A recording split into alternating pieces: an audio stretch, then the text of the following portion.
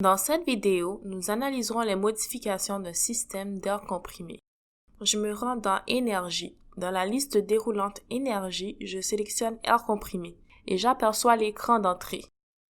Il y a plusieurs valeurs et nous devrons les indiquer méthodiquement. Nous commençons par indiquer le type de compresseur que nous avons. Nous avons un compresseur rotatif à vis, un type assez courant. Ensuite, nous indiquons la capacité de ce compresseur dans les unités appropriées.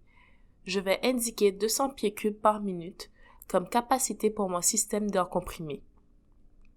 Par défaut, le moteur est un moteur de rendement standard, ce qui nous convient.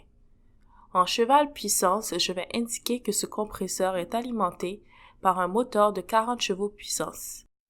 RedScreen sait à partir de sa base de données que ce moteur aura un rendement de 90,6%.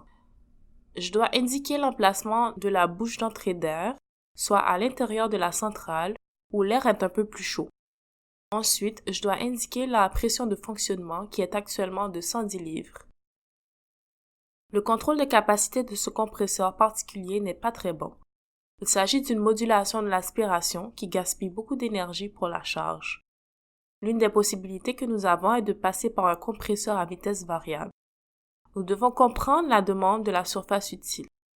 Même si nous avons 200 pieds cubes par minute à notre disposition dans ce système, nous n'utilisons que 100 pieds cubes par minute et il y a une fuite de 50 pieds cubes par minute. Donc, nous utiliserons les 3/4 de la capacité du compresseur, mais 50% de cette capacité est utilisée et environ 30% s'échappe par des fuites. Ensuite, nous devons indiquer la durée des besoins en air comprimé, soit le nombre d'heures où nous avons besoin de 100 pieds cubes par minute. Dans ce cas, cette période est de 12 heures, mais le compresseur fonctionne en fait 24 heures par jour. Nous pouvons donc apporter des améliorations dans cette situation. Nous n'avons qu'un seul compresseur, donc notre cas de référence est complet.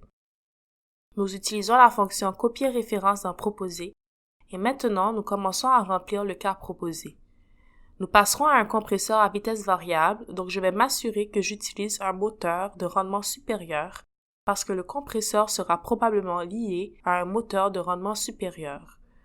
Nous utiliserons l'air extérieur. Pendant la majorité de l'année où il fait plus froid, l'air extérieur est plus dense et plus facile à comprimer, nécessitant moins d'énergie. Dans ce cas, nous allons aussi ajuster la pression de l'air du système. Nous fonctionnons probablement au-delà du niveau nécessaire. Nous passerons à 100 livres après avoir analysé nos utilisations finales. Nous indiquerons aussi que nous avons un compresseur à vitesse variable, dernier cri, qui nous permet de réaliser des économies intéressantes dans plusieurs situations. Nous laisserons notre demande d'air utile à 100. Nous utiliserons toujours l'air pour nos besoins, mais nous nous attaquerons aux fuites et nous réduirons le taux de fuite à 25 pieds cubes par minute. Ensuite, nous devons réfléchir aux heures de fonctionnement de notre compresseur. La durée des besoins en air comprimé demeure la même dans le cas proposé, mais puisque nous arrêterons le compresseur lorsque nous n'en avons pas besoin, nous ajouterons une heure aux deux extrémités de la période de fonctionnement. Le compresseur a donc 14 heures de fonctionnement. Comme vous pouvez le voir, tous ces facteurs contribueront de façon considérable à la réduction d'énergie. Il y a une réduction de la consommation d'énergie de presque 60%. Maintenant, l'ensemble de ces mesures, soit la réduction de la pression du système, la réduction des fuites, l'utilisation de l'air extérieur plutôt qu'intérieur et l'adoption d'un compresseur à vitesse variable, coûte 55 000 $. C'est ce que nous indiquons et nous pouvons maintenant examiner le rendement financier de notre projet.